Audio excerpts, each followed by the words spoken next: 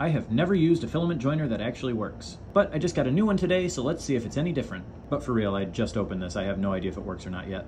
There's a handful of different reasons to join filament together, like maybe making your own DIY rainbow filament, but in my case, I like to take all of my partial spools that are too small to do anything useful with and give them a second life by turning them into a full spool again. These are the two filament joiners that I've used in the past, and honestly, they're both pretty bad. This first one here is really just a fancy way to burn your fingers. It's pretty awkward to use, and it takes a while to get used to. It works by holding two pieces of filament, and then you use a heat gun or a lighter to melt the plastic. Then you ram it back and forth through the shaping die to make it circular again. Now you have to disassemble everything to get it off. And even after all that work, it really doesn't turn out that great. You'll definitely have to manually shave this down with an X-Acto knife or a razor blade. This next filament joiner was designed for people with 3 hands. You need 1 hand for each piece of filament, and then 1 hand to open and close the jaws. My technique is to open the jaws and line up the first piece of filament, then close the jaws and slide in the other piece of filament until they run into each other. Then you push the on button and hope that you're waiting long enough for the plastic to melt, but not too long that it burns. When you have the magical feeling that everything is done, you can turn it off, and then you gotta wait a really long time for it to cool down. If you're impatient, you're gonna end up with something like this. And even after cooling down all the way, it's still a massive pain to get the filament out. It wants to stick to everything. And once again, this is definitely not usable on its own, and you're gonna need to shave it down with an X-Acto knife or razor blade. Now let's see if this new one works any better. Honestly, the bar is set pretty low. I have never used this before, and I figured that if I'm going to try it out for the first time, I might as well get it on video. There's no instruction manual in the box. I'm sure there's one online, but I think I'm going to try this on my own first to see how it goes. Now, the back of this does have an input that says that it wants 5 volts at 2 amps. So you need to use a power supply that's going to work. So the first one that I had laying around here says that it's only 5 volts at 1 amp or 1000 milliamps. So I'm going to need a bigger one. And this one can do 5 volts at 3.1 amps, which is more than enough. This is what I call the idiot test. I still have not read any manuals on how to use this thing, and I'm just going to try to figure it out on the fly to see how it goes. This is my first look at it, and at first glance it looks like somebody actually thought this through.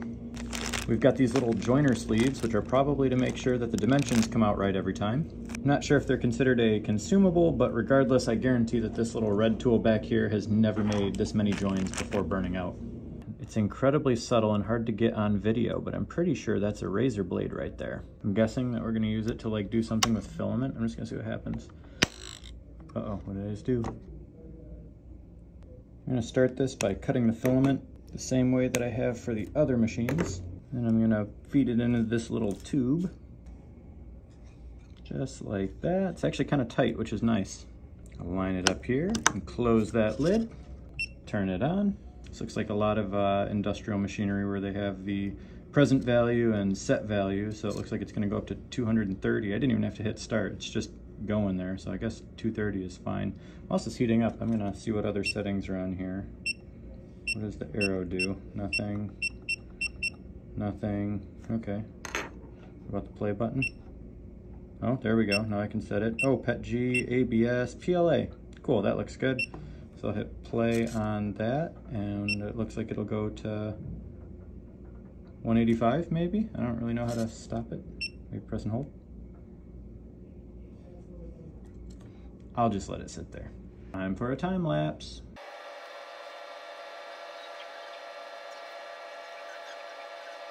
Okay, we are basically up to temp. I can see the temperature is fluctuating up and down before it hits the 185, which means there's some sort of PID controller in there. At this point, I'm just going to kind of shove the ends in just a tad little bit to make sure that they join well. Okay, I can feel it move. Oh, look at that, it beeps and everything. Looks like it's cooling. No, it's just staying there. So I'm going to hit the power button. I probably should let this cool down all the way, but I am curious. So I'm going to open it right now, caution hot, because this actually has that little PTFE tube on there, which makes sure that you can pull it out even when it's hot, because I can't do that on the other one. I always got to let the other one cool for like 5 minutes. So what's more fun, watching plastic heat up or watching it cool down? Honestly, it cools down pretty quick when you take it out. The red tool over here, you got to let it sit for like 5 minutes at least before it actually gets solidified. So at this point, I'm going to see if I can take this sleeve off. Oh, there it goes. All right, cool. So now, in this case, I have filament that has 2 empty ends, so I could just slide this off the end. But in a real joinery issue, you might have to cut that off because you can't just slide it off the end. There's probably a spool attached to the other end, but I'm just gonna slide it off. We'll see if I can reuse that one later. All right, there's the join. Honestly, looks pretty nice. I don't see a big bulge. Let's get out the trusty calipers here. We'll get a reading on this. Right about there, we're at like 1.71. Actually, wow, that's nice. It's 1.76. As I slide it in, it looks like it goes a little bit lower. So those tubes seem like they're a little bit under 1.75, which is probably nicer rather than the opposite. And now for the extremely scientific pull test. Okay, yep. That's really on there. It like broke. Looks like I ripped off some of the plastic before that weld broke. That was surprisingly strong. Let's try this again. Alright, so now that it's warm, I'm going to lightly push on this, kind of give it a little bit of a wiggle maybe on both sides and see if I can fuse them together a little bit nicer. I'm going to turn it off and wait for it to cool down in the tubing. Okay, it's cooled down for a little bit. Let's see how this one did. Oh, it's actually still kind of warm. It's been sitting in there for like a minute. We'll slide this out of the way and we'll see how we did. Not great. I'm gonna try it a third time, but this time cutting them flat. As a reminder, I haven't read the manual yet, so I have no idea what I'm doing. Now that I'm looking at it, I can tell since I didn't cut them perfectly flat, there's a little bit of a air bubble in there. So I guess it's kind of critical to either cut it flat or push out that little bubble. There's the beep. I'm gonna turn it off. I'm gonna slightly push in. Hopefully that squeezes out that little mini void that I created. I don't want to push too hard because I don't want to like bend the Bowden tube that it came with and crinkle that. All right, I'm gonna open it up. We'll see how we did. While I was watching one of these heat up, I realized that this razor blade in the back is probably to take off that little PTFE tubing. Well, it probably helps if I line it up straight. There we go. Close that. Did that do anything?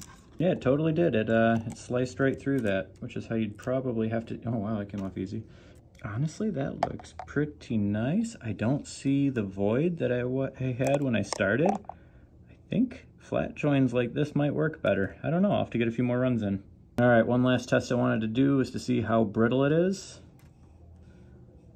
Which it looks like it's holding up pretty well. I want to see if it breaks at the joint.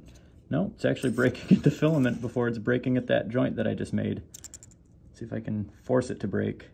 Nope, it's just breaking at the filament. The joint is stronger than everything around it. It's pretty cool. It's still too early to give this a full review since I've only gotten to run it 3 times now. But I'm honestly pretty surprised that I was able to get something that worked in those first 3 runs compared to these ones, which I've had a lot of experience with and I can hardly ever get it to work.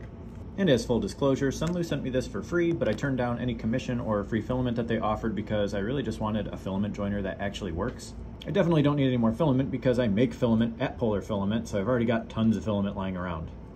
That's where I'm going to end the video for today, but I'm certainly going to stress test this thing and push it to its limits, so if you want to see a follow-up video, just let me know. I'm probably going to end up burning through all of these, and I'm going to try a bunch of different materials like TPU, PETG, ASA, ABS, SEBS, I don't care. Thanks for watching the whole thing.